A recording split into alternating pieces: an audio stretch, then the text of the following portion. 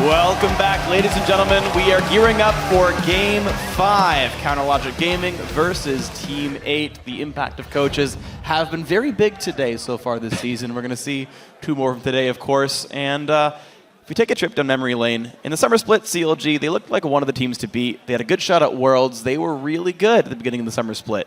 But by the end of the split, the wheels nearly came off the wagon. CLG plummeted in the standings. They went 0-5 in the last week. They lost all their playoff matches. They barely even held on to their LCS spot in the spring promo tournament. They got taken to 5 games against Curse Academy, but they made it, and now they're here. Yes, they're here, and they have made some big steps to try and recapture the momentum, starting with bringing in Skara as their coach.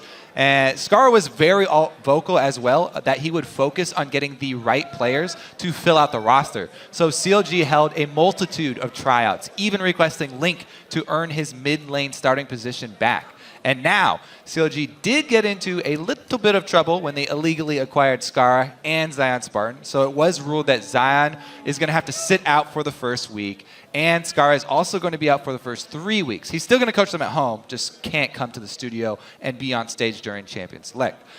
Filling in for Zion, though, this week, it's going to be xSmithy's former teammate from XDG, Benny. Everybody loves Benny. One of the nicest guys in competitive League of Legends. And, as we said, former teammate of xSmithy, so they still have that old XGG synergy. They do, and he was one of the guys that showed up to Worlds in Season 3 and had a pretty good performance. Formerly Psycho Sid, great guy overall. And of course, thankfully for Counterlogic Gaming, their longest standing starter, Doublelift, well, he doesn't need replacing. He's been pretty darn good the whole time. He's also been re-energized. He spoke about his past performance as well as his goals for the upcoming season. People can read more from the always candid Doublelift by checking out his interview on lolesports.com. And while CLG were nearly relegated in the spring promotion tournament, Team 8 successfully won their way in that same tournament by taking down Complexity. Ah, yes, Team 8. They were the first of the new teams to join the LCS. And a lot of eyes are going to be on Cali Trolls in the top lane. There was definitely some question of whether he would get to play in the LCS because he had a prior commitment to pharmacy school, but he was able to successfully petition his university for a deferment, and fans are excited to see him in action because he has been a bright spot for the team with some very interesting picks. Yeah, I really like him too. Me and Zyrene together were kind of big fans of this guy to see what else he can do, what kind of crazy things he brings to the top lane is what he really prides himself on. And I suppose what better person to show yourself against than, well, you've got a sub-top laner who wasn't necessarily planning on playing competitively. They grabbed Benny. Maybe this is Cali Troll's chance to beat on someone in the top lane and be like, hey, my Cho'Gath, I'm going to crush some people. Yeah, they may see a substitute as being a weak link on CLG right now and try and attack that top lane and support Cali with some jungle ganks or something.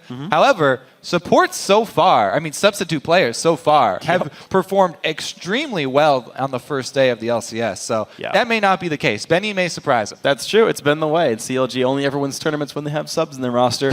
Guys is going to look into the action. Hey. Whoa. When they first, the team was first put together, we won WCG 2010. Okay, you're right. No subs. That's true. All right, fair enough. Kobe won something. Congratulations, buddy. It's been a while. You can let it go. Let's get into the action with a look at the teams on the blue side. Counterlogic Gaming, Benny. Subbing to the top lane, Smithy starting in jungle, Link in mid, Doublelift, and Afromu forever in the bottom lane. And on the red side is Team 8. Up top, Cali Trolls in the jungle, Porpoise Pops. Mid, Slushy, AD carry Maple Street, and support Dodo. One thing I really like about Team 8 is, to my knowledge actually, their head coach, the guy standing behind them, is not going to be their analyst because Porpoise Pops' twin brother, Cheese Beluga, is their analyst. And I would have loved to just see him stand behind him and just like the crazy inception of Twitch chat being like, what WTF to Porpoise Pops? Yes, that will be wondrous. Unfortunately, not the case here for Team 8. Man, those guys have really good names too, both those twins. Yeah. Very creative guys. They're aquatic. met both of them in solo queue as well. Strong players. Very. All right, so we are going to have a little bit of wait here for the beginning. Yeah. Everybody really excited for this new CLG lineup, even with the sub though, because all eyes are really on Smithy.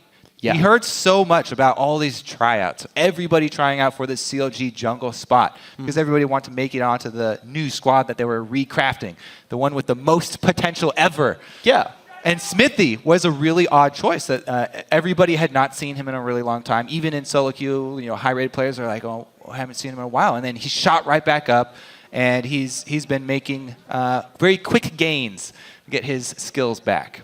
Yeah, it's going to be fun to see. I really do think that Smithy is really a guy to watch for here. I guess it's funny because last split they picked up Dexter. He went to Season 4 Worlds, Season 3 Worlds. Am I getting it right? Yeah, Season 3 Worlds with Lemon Dogs. And they get another Season 3 Worlds participant with Smithy here when he was back on Vulcan at the time. XDG became, as they rebranded. And he is a guy that I really, really have high hopes for. I like him a lot as a dude. He's a great player. He had a really meteoric rise during Season 3. I want to see that happen again. Maybe odd seasons are like Smithy's seasons. So every other year he's going to he's going to take off. He'll just take it off. There He's going to take off. But yeah, and CLG also, just in general, their bottom lane has always been, I would say, the most dominant bottom lane in the NA LCS. There's some competition for best AD carry, sometimes competition for best support, but their dual lane always performs. Their laning mechanics are always top notch, and Doublelift basically always puts on a good performance. There has definitely always been that hype around them and that sort of reputation. There's definitely a few moments of time where I would actually think that Sneaky plus Lemonation would take the crown from them. Yeah. Lemonation is once in a while, sure. Lemonation, I feel like, is the most underrated support. Nobody ever mentions him as actually being a strong support player in the lane. That's true, actually. He actually is a very strong support. I hear these analysts outside say, I can't wait for High to play support, and they find a new mid laner, and then Lemon plays coach for them so they can get a really good support player on the roster. But I agree. I think Lemon is very good. He's not in this game, though. So, yeah, Cloud9 will see them again tomorrow. CLG, though, here, ready to continue their reign as maybe best bot lane NA and ready to try out some of the new players here. Aurelia going away from Cali Trolls. Really odd that like the most meta top laner ever is their first ban against Cali Trolls. We thought there would be some focus on top lane in this matchup, and it looks to be the case. Now, Gnar and Lissandra also pretty big priority put on both of those top lane champions in the current state of the game as well. True. And occasionally we see other champions take priority over them. Champions like Sivir that we see banned away right here. But this Pantheon is blowing my mind, Freak. I feel like it's almost a solo lane ban because the jungle has so many options. Yeah, I don't even remember Porpoise being that big of a Pantheon player specifically either. But he's, of course, a great early game ganker, has a lot of pressure available. The Cassidy ban, just like the Team Impulse game, makes me think the first pick LeBlanc might be a priority here. Rengar goes away from Smithy.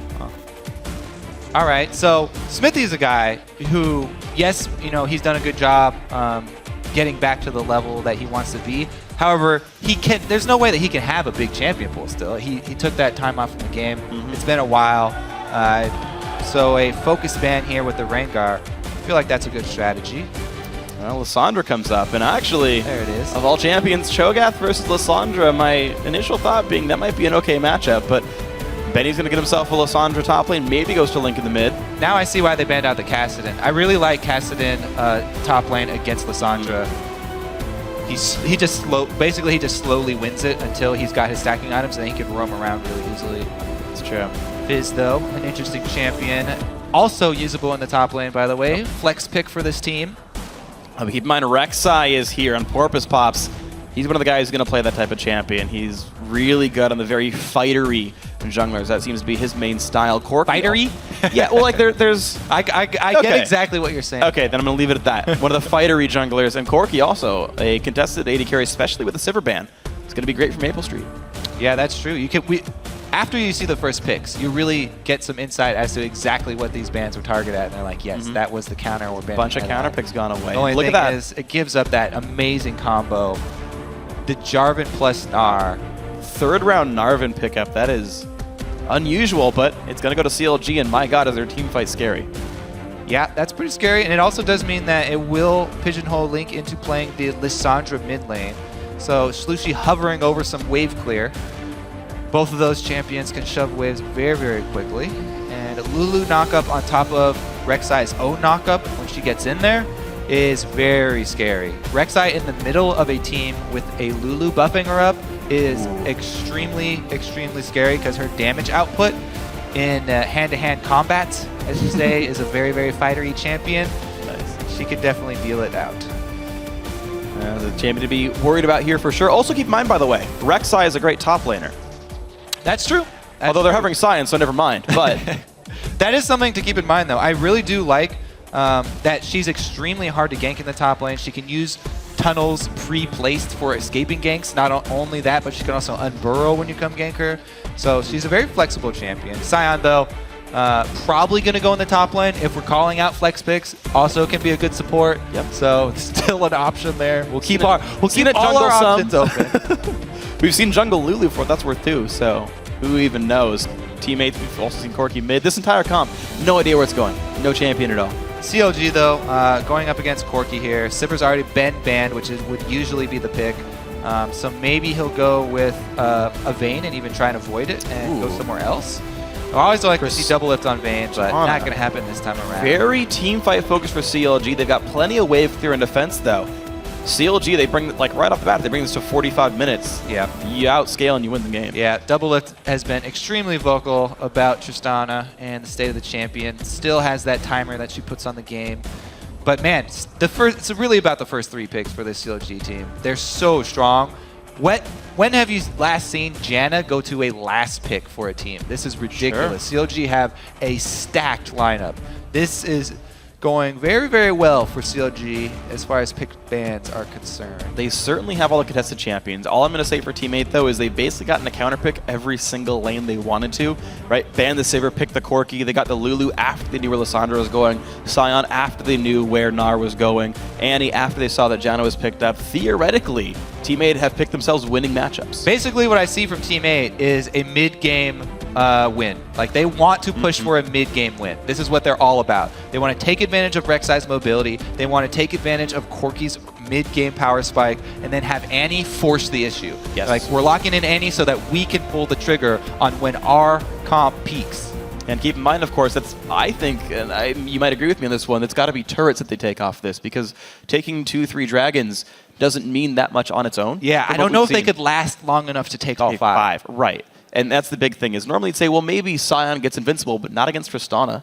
And if you can get more than just the 3 auto turrets, then maybe you're okay. Nobody gets invincible versus Tristana. No, not a single champion. Guys, head on over to Twitter, cast your vote for the winning team, send hashtag CLGwin or hashtag T8win to @LOL Esports. We're going to tally up those votes shortly, and we'll see, for the sake of the internet, who you guys think is going to win this game. Now, very successfully, I say, both these teams have managed to ban out the counter picks and then pick the champions they wanted. Kind of down the line, the Sivir went away, Corki got grabbed, the Irelia went away, Gnar got grabbed. Over and over and over again, these guys got themselves some very good matchups. Now, the other thing that I want to start talking about very early, because there's a Scion on one of these teams, is the level 1. Now, Scion is a very interesting champion. Yes. And since we have a pause, perfect time to talk about the shenanigans that you can pull with a Scion. I'm ready. Now, he has this cool passive freak where when he dies, he comes back and does a ridiculous amount of damage. So, Scion can basically start at any camp that he wants. He can die to the camp, take it, come back to lane with a buff, or as we've seen, he can actually go for an early dragon. He can even die to dragon with people helping him. They can take a very early dragon as soon as it spawns. Wow. I don't think that's going to be the case, because it has been done, and all these guys do have analysts watching all the foreign leagues, so they will be aware of it as well. He may just try something a bit easier, like starting one of those camps, and maybe the best case scenario is really when you can start an enemy buff and they don't know about it, and you can die to it and take it. Yeah. Especially the blue buff, because then he can just spam his E in lane. But either way, Scion probably going to look to try and get an experience advantage by doing an early camp. Haha, just kidding. Yeah. Did we see that from Gravity Haunter, though? Because he picked Scion top lane up against Flares, if I got my game properly, and I don't remember seeing that happen. So you could just be lame like Haunter. You definitely don't have to. Yeah, but it's cool. It is real. I would want to. That sounds great. I didn't realize you could dragon. That's awesome. Yeah, I watched so many games last weekend. I don't even remember what game it was, but one of the teams pulled it off. Somewhere in Asia. Also, they lost. So. Oh, well, there you go. But it was cool that they did that. It is cool. Sort of. I like it a whole bunch. So, unfortunately, it looks like someone's got themselves, I would guess, a tech issue. We can figure out what that is shortly for you guys. But we've talked about the team comps. CLG, very, very good at team fighting. Individual playmaking, not bad. Lissandro's going to be good. Gnar, of course, spikes plenty hard early on. Smithy, if he's on point, is going to be a great ganker on that Jarvan. The only down point being nothing's going to happen in their bottom lane. Nothing exciting for CLG, I would say. And you talked about the mid-game power spike. The Rek'Sai able to make a lot of plays early on. Lulu spikes early. Annie just does whatever she wants whenever she wants. So that's kind of the big forces facing each other. Teammate doing stuff 15 minutes in, CLG waiting to weather the next 20 minutes after that. Basically, that's what we see. The curve's a little bit misaligned. The thing is also about Rek'Sai, extremely strong champion at the time. However, susceptible to being kited. Especially when she is burrowed and doesn't have the extra sight if she doesn't have teammates around or wards down. A champion like Lissandra, who's a control-oriented mage, is very strong at dealing with her in 2 versus 2 situations.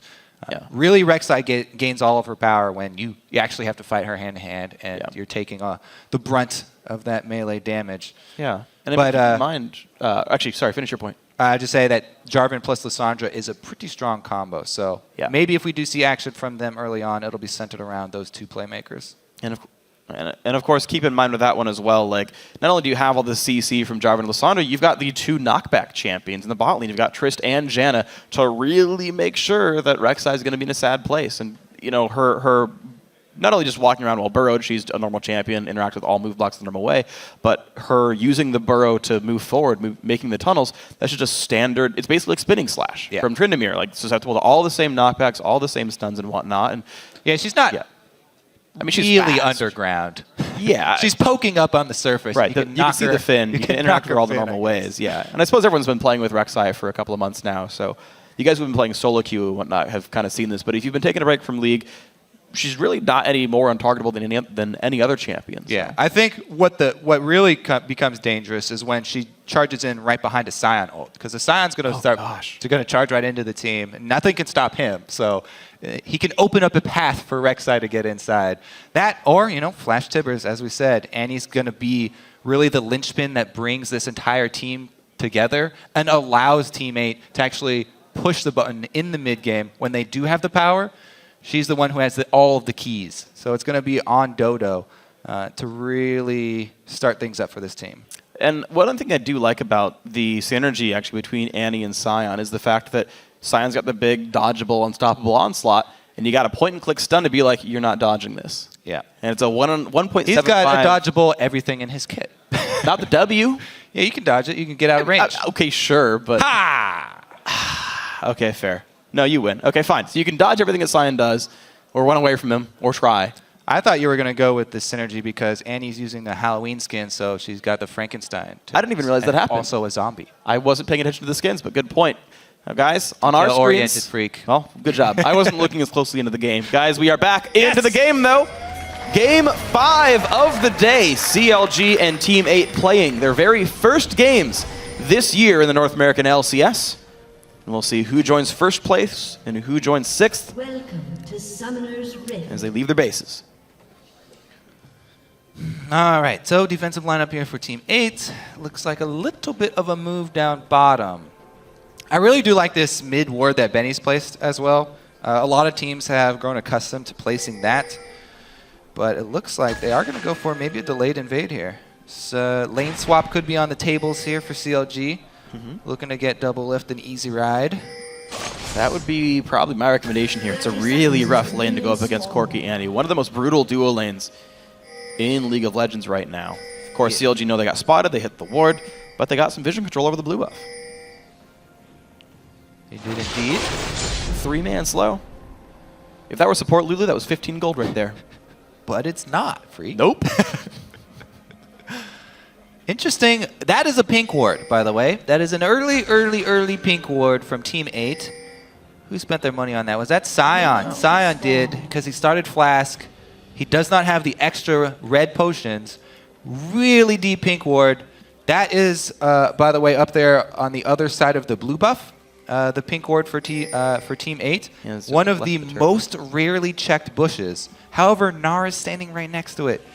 If he finds that, it will be very sad days for Team 8. However, he does not, because he's doing a camp. So the pink ward will survive. We'll see how long that one goes. And Benny starting with Hyper. Guess it's the best DPS for taking a camp down like this. And slowly but surely he kites it out. Executed. There it is. Controls, dives to the camp. That's those Scion shenanigans early on. Can he take them all out? One more left. Woo! Level 2. Victory. Benny doing the same thing. Doesn't have to die for his. You might become Big Gnar, but that's about it. Does take a lot longer when you're not a zombie, though. It's true. It's more adorable, though. Aww. You know he spells LOL with the blocks. Yep. Attention to detail, Kobe. Scion, though, got to lane much earlier. You can see the difference here between Scion trying to take advantage of his passive or a standard top laner doing an extra camp. He gets up there much more quickly, has control of the lane. Not only does he have the experience boost, but he gets to shove it as well. And this basically will be the story of the day for Scion. Try and shove that lane, keep it going, and push Benny down. We'll see how well Benny can CS under his turret. He'll do his best to keep these minions pushed. I just like that Scion harasses by yelling at minions, and they fly across the map and hit you. That's essentially how that works. Smithy, pretty safe clear for himself. Level 3, both buffs, nice and safe. Similar for Rek'Sai here, Porpoise Pops. He gets seen by the pink ward, walks right through. So they have been alerted to Smithy's whereabouts, and Porpoise Pops is full health. So might try and take advantage. Nope, just hard farming with that Rek'Sai. I'm a little bit surprised he didn't look to try to fight Jarvan. Well, you can tell his mentality. Porpoise Pops went with the early Rangers purple smite here.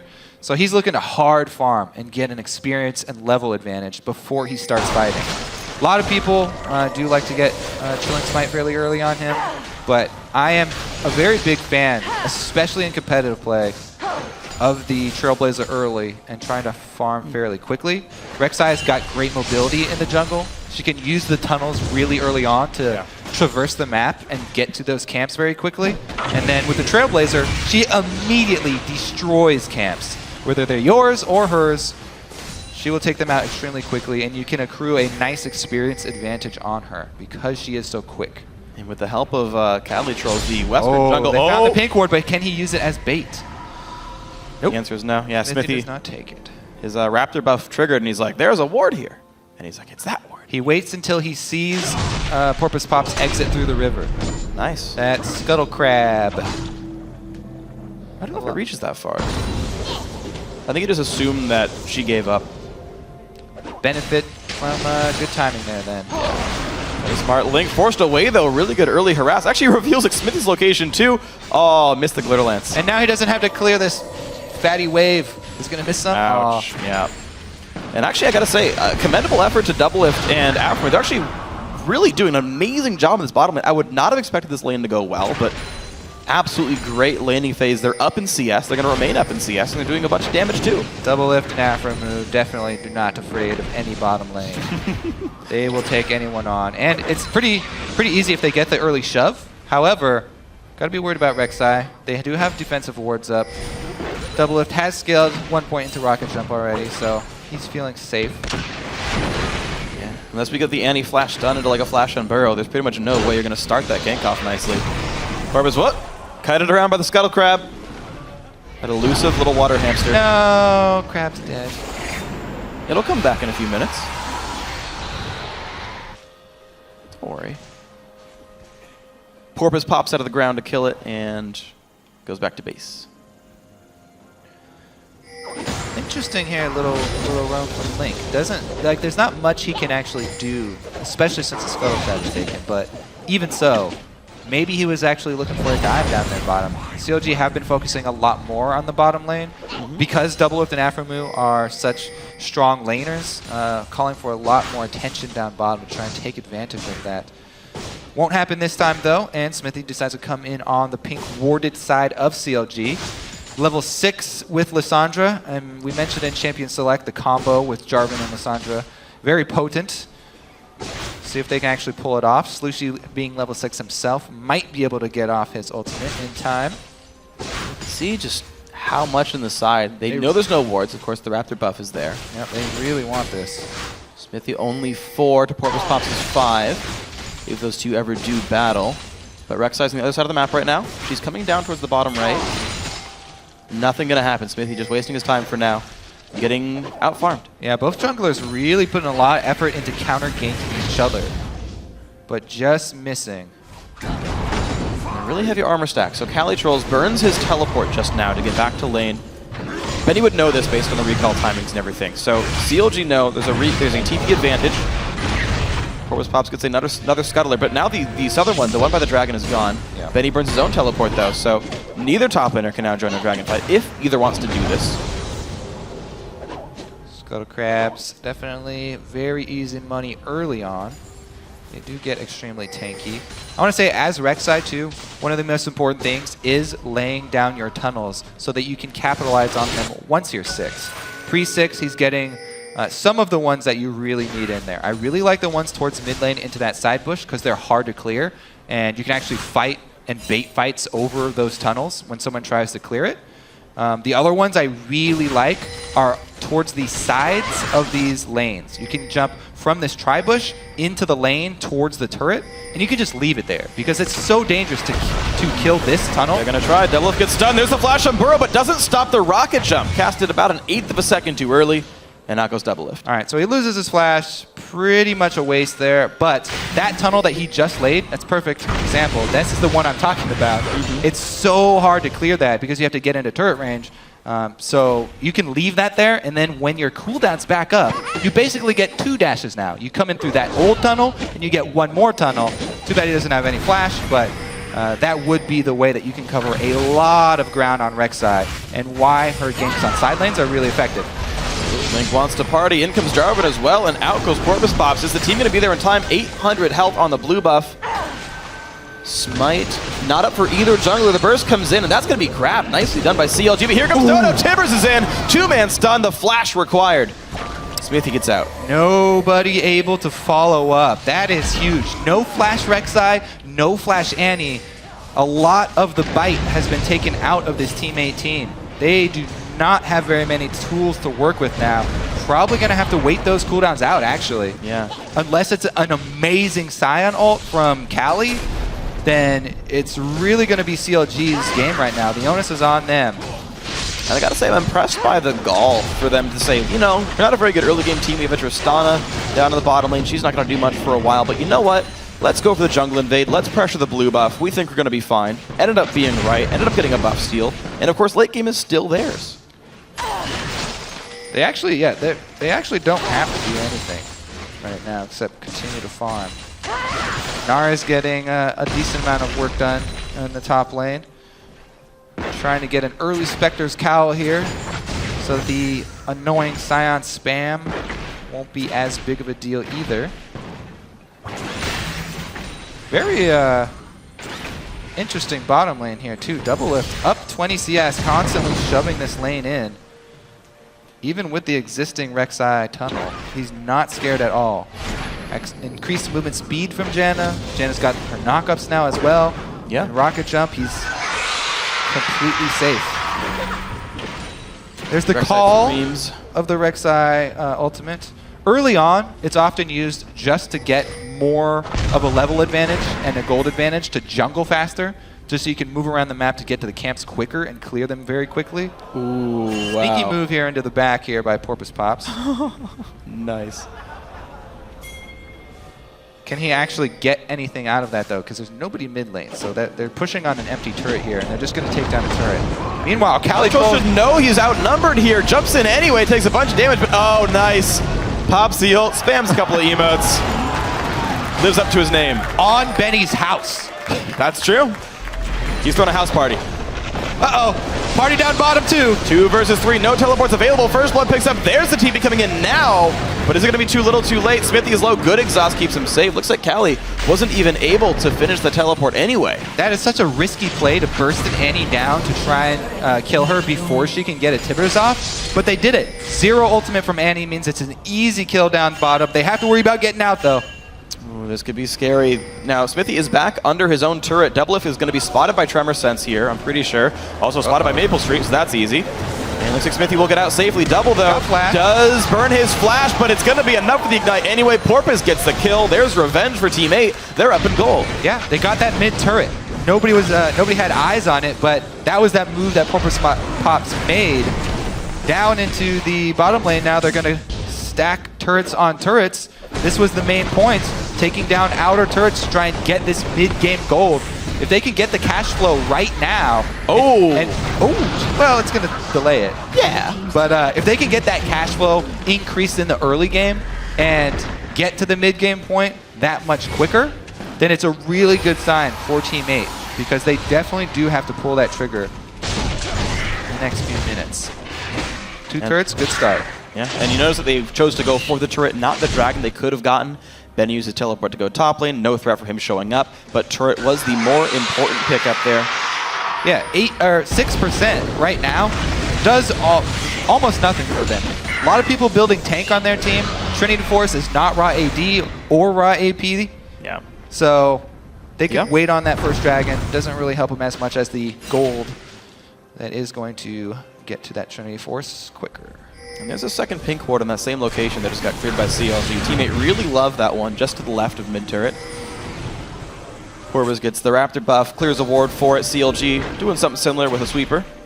Double have rushed a Blade of the Ruin King as well on Tristana. With the recent nerfs to Infinity Edge, I was wondering which ADs are going to stop rushing the item. 5% crit is actually a pretty big hit for the early game. Yeah. And not that many people still really like getting the Phantom Dancer. So it looks like Double Lift has already started with a new build path here, going with the Blade of the Ruin King. Now, not only does it give him more peel, but it actually also does help him if he decides to jump in. Yep. This was the this was kind of the Season 3 builds for a little bit. This was when Reckless won Copenhagen Wolves way back in the day. He would go for this and just continuously jump in looking for fights.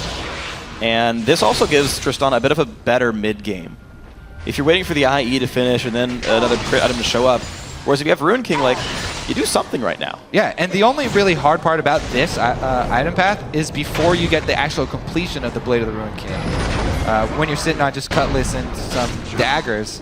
But he bypassed that really easily. Very easy laning phase for Double Lift. Sneaky little dragon right here. Through the ward. And nothing that Team 8 can do about it because they made the move up towards blue. Not only do they get the blue answer for, dragon goes down. See about this mid lane push though, because Team 8 are trying to answer with a strong mid lane push, Rek'Sai plus Lulu.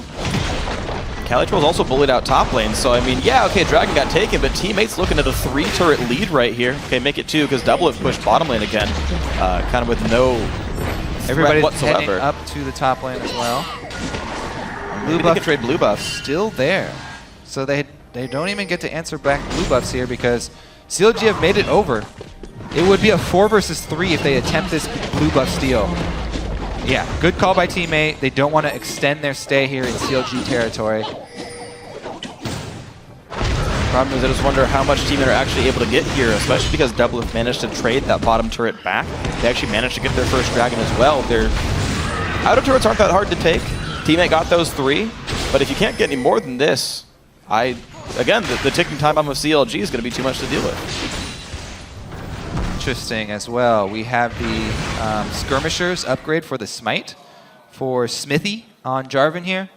Now, I love the Stalker's Blade on Jarvan just because of the slow, so you can easier land your EQ combo. However, if you aren't making those super early game ganks, and especially now that the Stalker's Blade slow has been reduced, the Skirmishers is always a good pickup on him as well because you're trapped inside Cataclysm with someone else. Guaranteed somebody else is in there with you, so you always will get some value out of that Skirmisher's Blade. That was kind of the only drawback to Jarvan Ultimate that I ever saw is, yeah, it's a great gap closer and you can always get to somebody, but they're not CC'd. They could still attack you while they're in there. If you reduce their damage that they deal to you with your Smite, then it really patches up some holes for him. Yeah, something we've seen a little bit. I remember in Rocket versus Gambit, both Diamond and both of them had had skirmish. Yeah, it was like Lee Sin versus Jarvan, and they're both like, yeah, I want to make sure I can duel you really well. I do think it's an underappreciated Smite. I agree with you here in this one. All it takes is one auto attack, and the true damage exceeds Chilling Smite's true damage. And then anything past that, you actually have more damage output. And Jarvan's typically only build 1 damage item, so you extend your threat here to your opposition. You can get probably, I think, optimally about twice as much damage as you would have gotten from a Chilling Smite. So getting like 200-300 true damage is a lot of pain to deal to somebody. Plus, of course, the tank stats you're talking about. Yeah, and the 20% reduced damage taken from the opponent that you smite with it is actually really huge too. Yeah. Since Jarvan won't have a problem sticking to you. Yeah, right now the numbers, by the way, for the comparison, is 108 damage at a level 9. Jarvan's 108 dot over 3 seconds versus 84 for the Chilling Smite burst from Porpoise Pops with the Chilling Smite. So Porpoise is 1 level down, but again, the damage just slightly eclipses it, and especially because you can trigger it more than once in a fight. There is some threat to have here. Also worth pointing out, Porpoise Pops did get himself a Sight Stone, so he's really, really trying to get the vision game going, which does surprise me a bit, being that he's Rek'Sai. That's a champion that I feel like needs to continue to be a damage threat to be useful in the game. But maybe that's just me playing solo queue too much.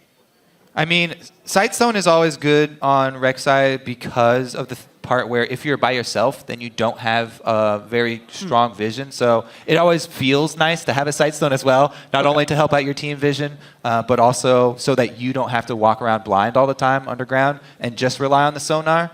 So I do kind of like it there, but I definitely think you are right in pointing out that she is a very strong duelist, and taking advantage of the damage that she can deal is always a pretty strong strategy. Yeah. Especially since he's the one with the kill on their team. That's true. It is a fairly low kill game, about 16 minutes in. I know the initial pause was for Doublelift saying he didn't have any in-game sound, although it seems like Link is requiring some help right now. So I'm unsure if someone else found themselves with some issues. Looking at the rest of this game, we definitely have full tank Sion. It's been Frozen Heart first almost all the time for him. Added a Giant's Belt, which is interesting. I don't normally see that, but just adding more combat stats for the most part. It's also a very physical damage heavy composition. Really only Lissandra dealing magic damage from CLG. And that's not usually that bursty of a champion. You see cooldown boots more than Magic Pen. You get an early Zonias instead of a Death Cap. Yeah. So Callie can probably feel safe that he won't get ulted by Lissandra. However, she does have a decent amount of AoE that he will be taking, side shots from. And since Link has rushed this Morello, he can actually have a pretty good mid game right now. We were wondering about how CLG will get through this part. With the itemization that they've actually taken, they've already hit quite a few item breakpoints for a lot of their guys. So even though they are slightly behind in gold, it looks pretty strong for them because remember, they do have that dragon buff as well.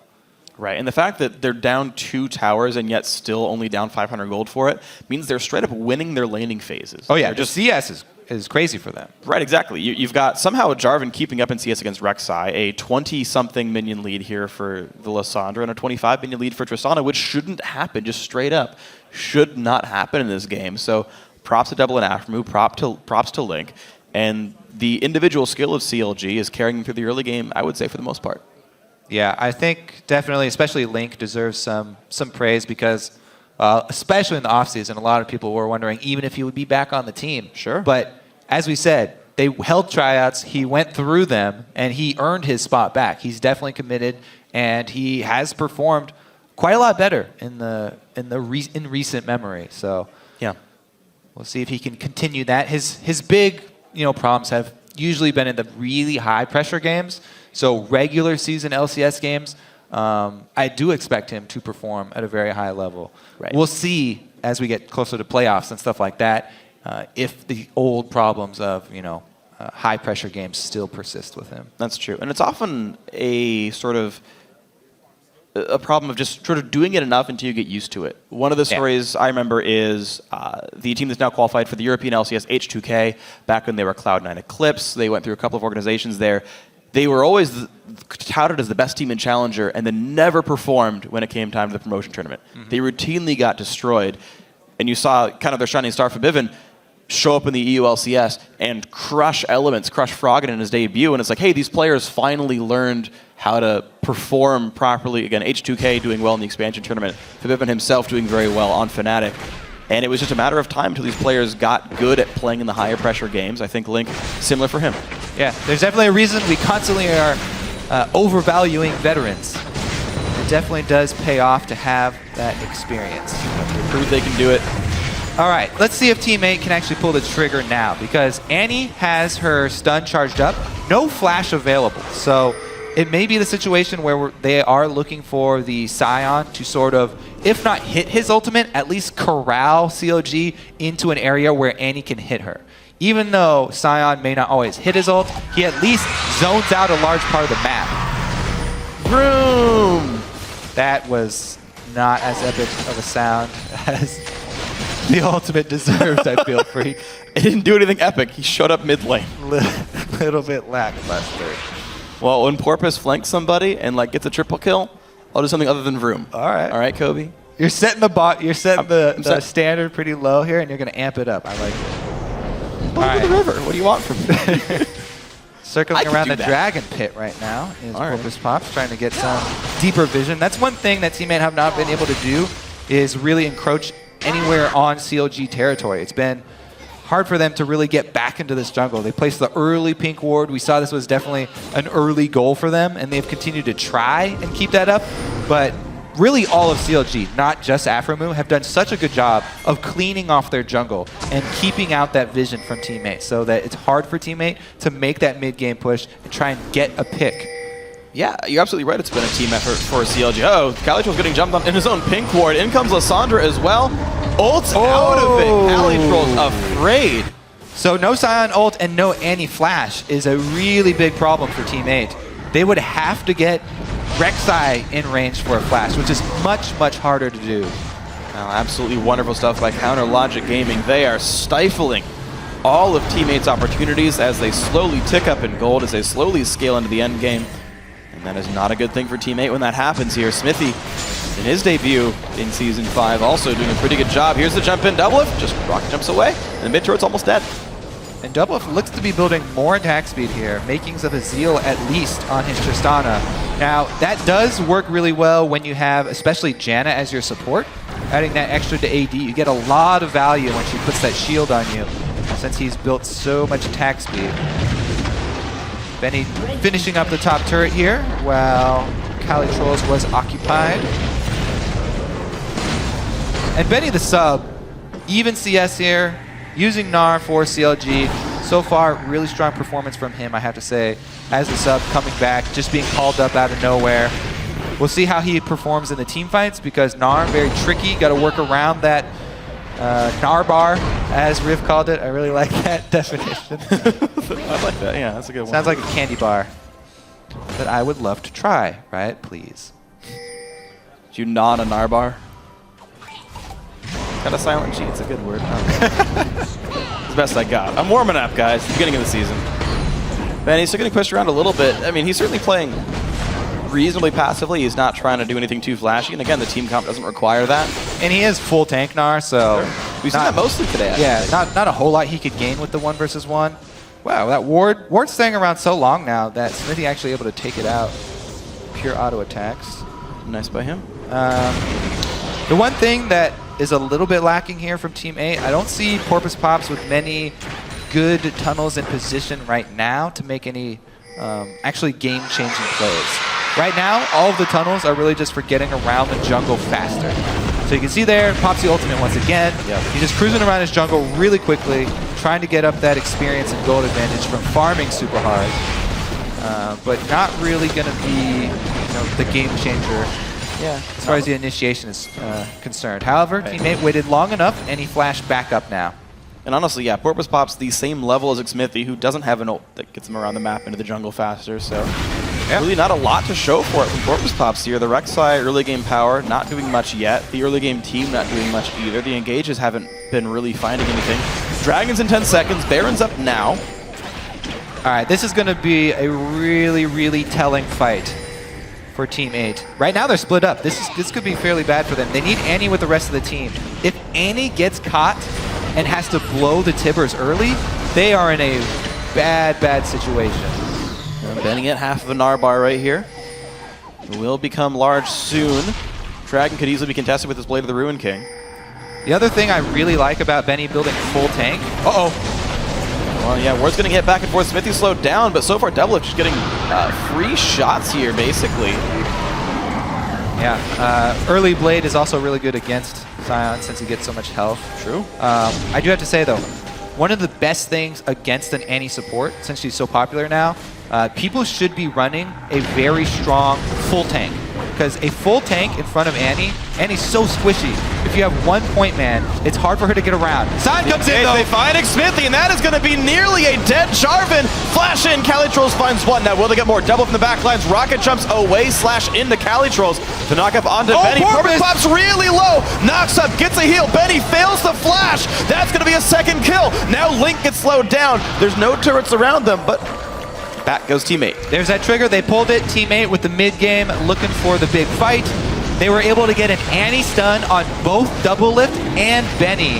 Now it's going to be the Dragon after. Let's see if they can actually finish it. Yes, they can. No smite available for any steal. They know doubles in that brush. Double Lift, not really planning anything, just trying to wait out his time and see where Team 8 goes. Wow. Bit of hubris by CLG.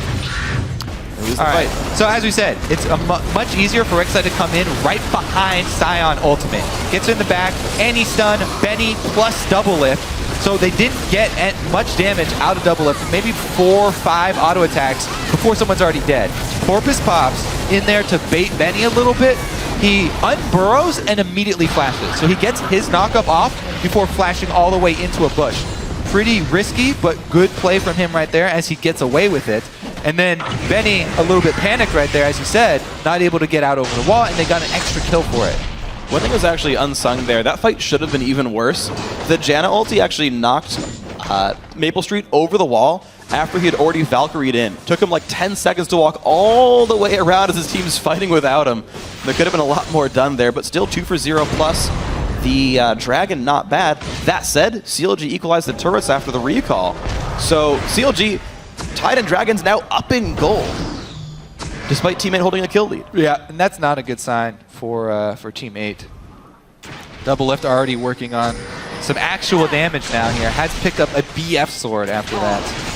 So he's simultaneously working on his Phantom Dancer as well as BF item, which will probably be Infinity Edge. I suppose he might just stop on Zeal and then get the Eye Edge actually completed instead of going to PD. Whoop. I think it's actually optimal. Double Lift now starting to zone people out, and CLG, they do know they just lost the last fight, but in the next 2,000 gold, I think Double Lift makes that turnaround. The question is, when do CLG feel safe fighting? He just got kicked in for trying it last time. And Corki still is got a ways to go. Corki, next big item is going to be Blade of the Ruin King. It provides so much deceptive burst here from Corki. He has ridiculous mixed damage. People often jump in on the Corkis, and Trinity Force plus Blade of the Ruin King, if you jump on him, he can destroy you very quickly because it makes Phosphorus Bomb very easy to land, and the active from Blade of the Ruin King, taking off your percentage health. We'll see though. It also helps with chasing down. If they can get into one of these messy fights once again. So they want to work around the Gnar transformation. And here we go, CLG saying, yep, we're going to play Siege. Level 12 on Double Lift, pops the rapid fire. Mid-tier here going down. Dodo jumped on incredibly low and held Nard into the wall. 1 for 0. There's the knockback by Aframy. 1 hit away from the turret hitting him. Barely survives, but another kill for Double Lift.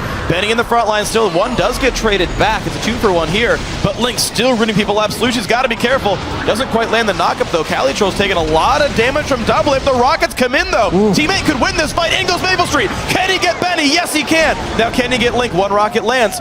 2 for 2 overall. Sion chasing. Link goes in. Wow, the burst is not enough, but Exhaust is there, and Double's gonna clean them all up. Cal is you can't chase Janna. Can't chase Tristana either, so. Bit of acrobatics. What a play though there. Link making the call to turn that one back around, sacrifices his own life, locking everyone up and getting off that AoE of Lissandra, allowing Double Lift and Afro move to pick up the extra cash as well as blue buff. That fight was so incredibly close, but CLG did it. A great exhaust at the end of that fight to make And it. this is pretty much all about tank positioning. Benny's there before Sion. This is why I really don't like having my main tank with the teleport split pushing, because it takes so long for a teleport channel to go off. Someone can die before the end of your teleport channel, and not having your main tank there for this team fight is exactly what destroyed Team 8. Benny was able to walk right in the middle of the turret even, and pick up a kill before he even arrived. So here goes Link, bursting everybody down, getting them low enough so that double lift can get the reset and finish off the zombie as well. Another engage here. Link in the mid lane. Smithy there as well, but Dodo getting some really good damage down. There's the ulti force defensively. Porpoise Pops is here, betting in the front lines. Link 100 health basically, but CaliTrolls can't do enough damage. He's going to be going down. Smithy on the chase, double lift as well. That's the pickup. Slushy gonna go down. That's a double for double lift. Living up to his name, Dodo one hit from dead. Out goes teammate. Well, hold on. That's a Sion. yeah, and that's going to be mid lane here for CLG. Different story this team fight, no AD carry for Team 8. So somebody for Team 8, one of the key members missing in back-to-back fights. No tank first time around, then no AD carry second time around. And CLG, this should be very, very good news for CLG fans, because especially with the Tristana, this game getting quickly out of hand for CLG, they should be able to run away with it at this point. And one thing I think Team 8 really, really needed this game, especially when you're considering CLG's relying on Tristana. We'll get to that later. Smithy flashes in for the missed EQ, but it doesn't matter. Like we said, Corky's off bottom lane farming, and CLG just collapsed. Even pouring all the damage into CaliTrolls, who gets the Lulu ult, they are still able to clean him up and take down the rest of the members. Quickly enough, this is Link. Oh, he got Link. Realized what was happening, I What? guess. Yeah. If you have the Frost Ring, like, he could have snared him and walked the other way. But he guess. snared him and walked past him. The Link just kind of didn't realize that Sion was back, I guess. Oh well, whatever. It's looking good. Another catch though. Dodo goes down. CLG just turned it on 25 minutes in. CaliTrolls stomps the ground on nothing, gets a knockup, but gets ulted in by Link. That's going to be a dead again. Sion. Double kill now for Link. All right, CLG definitely in complete control of this game. Looks like it will be mid lane turrets as well as some easy dragon pressure if they decide to fall back on the dragon. Inhibitor turret though, number 1 on the list. And the options right now, extremely limited for Team 8. No flash on Annie, no ultimate for Sion. Even if he gets back up in time, it'll be really hard for them to contest this dragon. He does have teleport, but again, no ultimate means he's just walking over there, trying to land a skill shot. Porpoise Pops gets caught. And he's going to die. There's one for nothing. Slushy tries to fight double up. Not going to be enough. Timbers comes down. They do trade it back. A 2 for 1. But I don't think Teammate's going to get much more out of this one. CLG will retreat. They don't get the dragon, so Team 8 have stalled that one at least. They're just missing team members. Porpoise Pops ulti is up soon-ish, right around the time that Rek'Sai respawns. Maybe that'll give Teammate the ability to contest for this, but CLG don't have to make any plays right now. All they have to do is wait for double lift to come back up. Hovering around Dragon, though, they don't want to give up position. Dragon has started. Link's going to take some damage here. This is actually not the worst positioning in the world. There's the ulti in for Rek'Sai, not too far away, but the engage, wow! Down goes Maple Street, paving the road with the poor guy, and Benny gets another kill onto Dodo. Link will at least get caught, but over and over again, it's a 2 for 1. CLG get more kills. They're just getting farther and farther ahead. They're re-engaging again. All right, Dragon's still alive. Porpoise Pops really wants to do some stuff, but He has it's a very flash. squishy Rek'Sai. Benny and Smithy could probably win that fight after he's not far away either. Double Lift has respawned and has joined the fray. There he is. Now.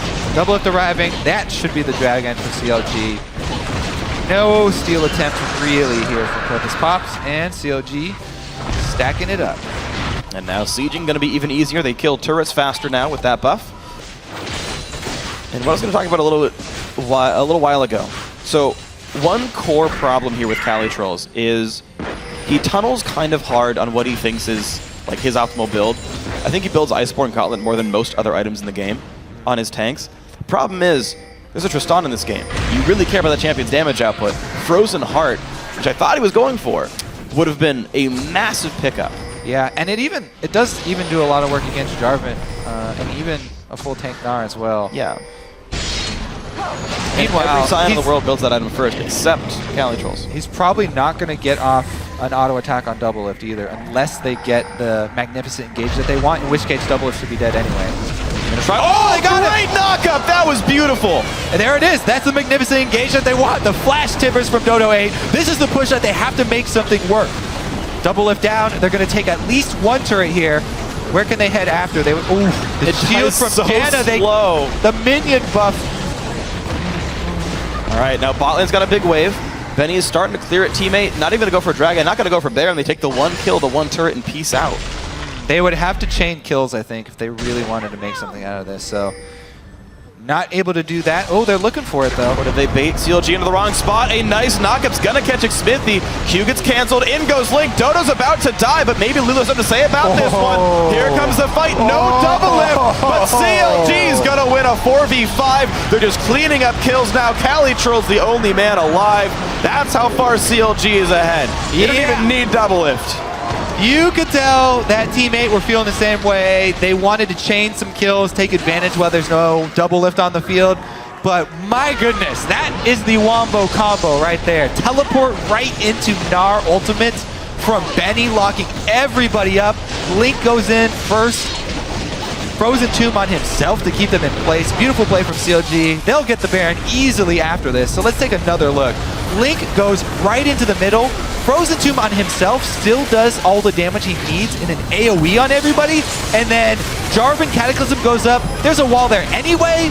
Benny comes in for the full team Gnar ultimate. Only person he didn't get was Scion, which doesn't matter.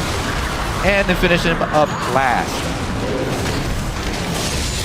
Down he goes. So yes, even without the Tristana in the late game, the 3 offensive item Trist, they still take out the entire team for Team 8, and CLG should be fairly easy for them to push in now. Baron buff on top of all the leads that they have. Oh man, they're already going to be good at killing turrets. Tristana practically outranges them at this point. Team 8 here. Yeah.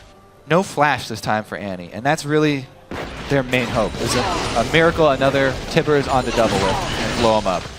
As we've seen though, even if they kill double lift, if they all group up to do it, then they're going to be in trouble.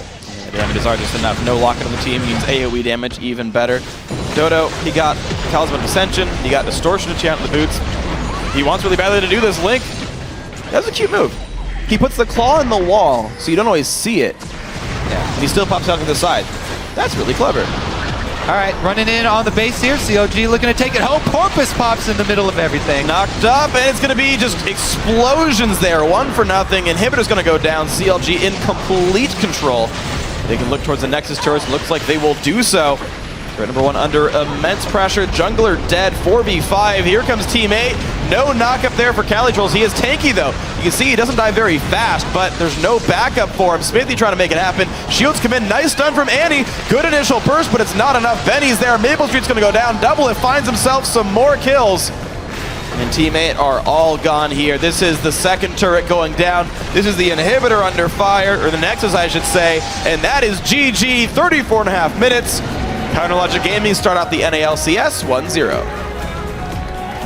Man, that draft phase for CLG. Whew. Yep. They got so many first pick worthy champions.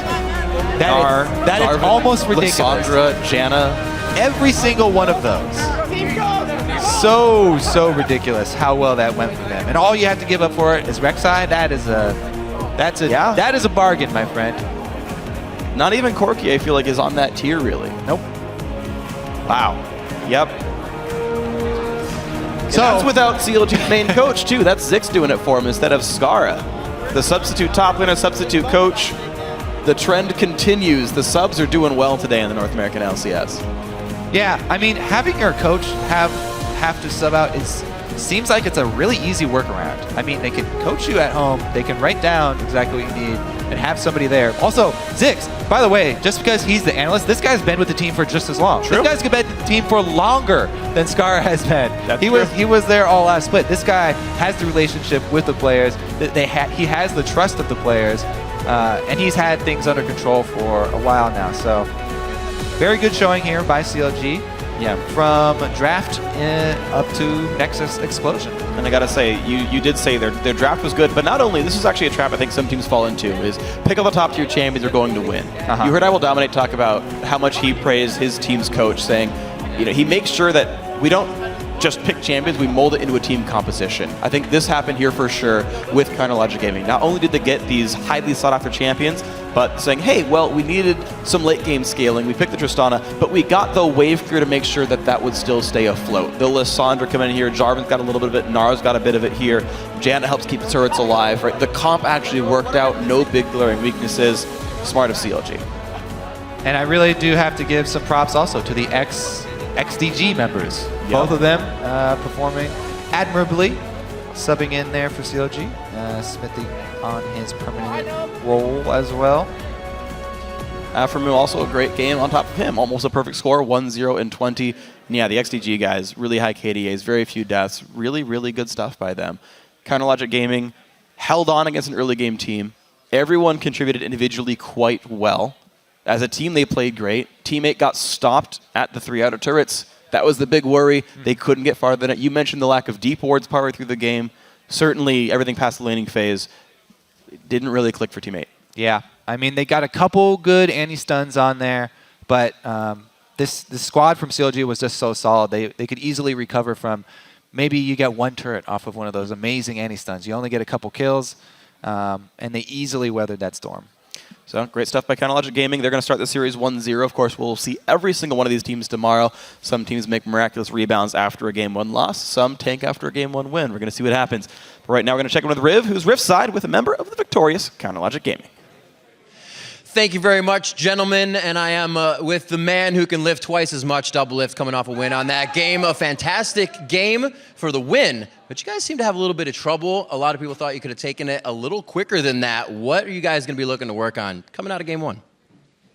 I think earlier we were playing really scared. Me and Afro ended up smashing lane pretty hard, so we wanted to push our advantage. And I ended up dying pretty stupidly 3 times that game. I can remember them pretty clearly, and it's I'm so sad. I honestly played really bad that game, despite the fact that I was really fed and really farmed. It was just a bad performance by me, but my team definitely stepped it up mid game. Afro and Link just kind of took charge, and Smithy was providing a lot of good communication. So our new team dynamic is really good. And Benny is just kind of an assistant top laner, but Zion is more of a carry-oriented top laner. But we're used to playing with both because people, notoriously CLG is the team with oh, we just put the top laner on an island, just play tanks, do whatever.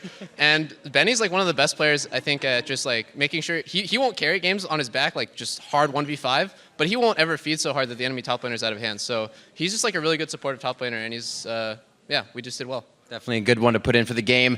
You yourself, as kind of touched back on last year, say you even expressed that you had lost your way. You didn't really know what the deal was. You wanted to up your game. What have you done? What has reinvigorated you to kind of light that fire again? Well, this season I've been practicing harder than any other season, yeah, by far. I put in a lot of work, a lot of thought into what is my big priorities, because obviously as a pro gamer, your number one priority should obviously be the game, right? You think that's so simple, but then you get distracted, you get sidetracked, and sometimes you have a whole day to yourself and you're I don't really want to play solo queue, I kind of just want to do other stuff. But after failing so much in my career, I've never gotten first or anything like that. I'm pretty sick of losing, honestly. I just hate losing more than anything else. So I'm just looking forward to finally smashing people and shutting people up. Everyone hates CLG right now because we broke the rules. We changed our roster, all this stuff. Everyone just hates CLG. It's the thing right now. And it's going to be fun to, turn upside down. Well, turned upside down, do you guys think you have what it takes to prove this year to beat the top teams and be on that final stage where TSM and Cloud9 sat last year?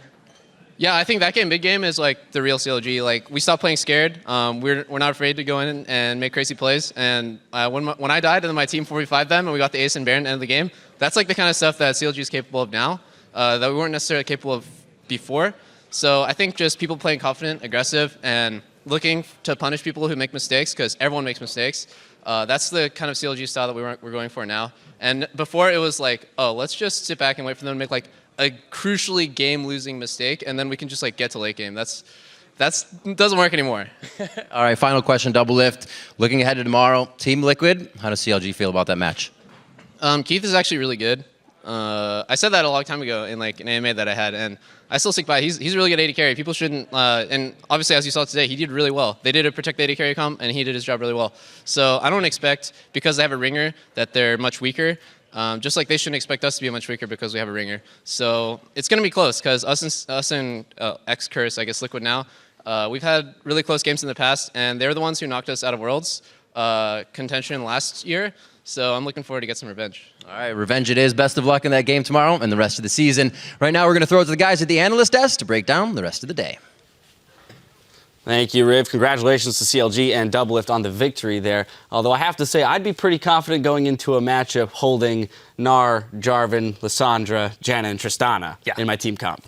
Yeah, that's just all power picks across the board there. And they were really handed over just for the cost of Rek'Sai, which wasn't very effective from Porpoise Pops. Yeah, and so Double Lift said, he mentioned, that's the real CLG, what we saw in the mid-game. Kind of a little bit more dominant team fight. They really started to roll through them there. Do you think, how much of a product do you think that is that a teammate kind of, these seem to crumble a bit as opposed to CLG pulling it together? Pretty sloppy game. Yeah, teammate went all really things hard. considered. Teammate definitely was not playing very well together. The one thing that was like very impressive was the turn in the blue side jungle when Lissandra went in with her E and Double Lift was on like 1 health and he healed to get a double kill. And that's really when they won the game. That individual play was really impressive. The rest of the game was actually somewhat sloppy. Yeah, Link had a really good game for himself there. The ultimates on himself, the ultimates on other people were right on point. And the fact that he was being more aggressive and able to be that type of player on Lissandra. Something we've seen from Link is, he likes the Twisted Fate going in, but he's been a little reserved when we saw him. So he looks a little invigorated himself, too. Well, those will be the plays that we look to see CLG make more of in the future. I want to kind of pull now the rest of the day. We'll recap a little bit. You guys, what stood out the most for you at our first day of the NA LCS? Well, the first game, TSM vs Cloud9. I think TSM bouncing back from a really poor performance they had at IM San Jose, and I do think they did a fair bit of self-reflection after that. I know Loco said, he didn't understand the meta, that he didn't prepare TSM properly for that. They looked very well prepared for Cloud9. It seemed like they turned things around, even though the early game looked like the subdued Achilles heel of TSM. Well, we fall a little bit behind, and they don't know what to do. They just wait to win. And they actually took some initiative, which was something TSM wasn't able to do from behind last year, and they did it against Cloud9. Man, I'm loving having coaches and champions select. They just make really great compositions for themselves. But the thing that I'm really interested in is the new faces of the Rift. We're seeing all these champions just pop up, the 4 champions that we didn't have previously, Sion, Gnar, Rek'Sai, and Azir, just really coming out to play since Worlds. And we're also having 26 unique champions played when there's only 50 selectable today. But I thought that was really great. And then on top of that, all of the players who just really came to play today that we hadn't seen before. The substitutes really stepping up, had really great games for themselves on Winter Fox. And I just thought all around people were having... Protect Keith. He's a sub. I know. Do it. That was so much faith in him. It was good. And I thought that was really just a bold move, and it paid off. And he pulled out the Kog'Maw. That's one of those unique champion picks that we didn't see any of the other AD carries trend towards. So, and you have to have really good positioning to play that, too. Yeah, I have to say I'm definitely excited to see what other champion picks develop as we watch, the meta change and shift and people react to the new things that are coming out. Now, with 5 games under our belt, here's how things currently stand in the NA LCS. TSM coming out strong to get LCS first blood. Also, the subs showing up big today with Winter Fox and Team Liquid. Congrats to the 5 teams that won, and to the rest of the field, well, you're only 1 game out of first. They're close. So they're close. Yeah. The race is close. Tomorrow. Exactly. Well, tomorrow we will see how those standings continue to evolve after our 5 games. And of course, we'll be kicking that off with Dignitas versus Team Impulse, followed by Coast battling it out with Winter Fox, and conclude the week with Teammate versus TSM. That all gets underway Sunday at noon Pacific, and for our friends in Europe, that's 9 p.m. Central European time.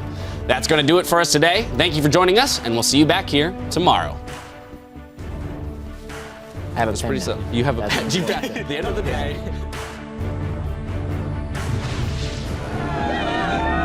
Welcome to day 1 of the NA LCS Spring Split.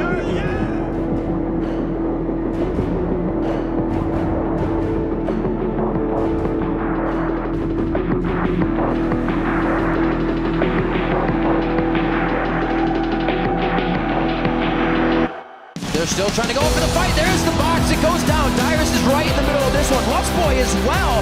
And it is a completely melted Cloud9 team. This is gonna be over. They have done it powered. Transcendable through the entire team. That's going to put the nail in the coffin. Wow, Dignitas capitalizes instantly.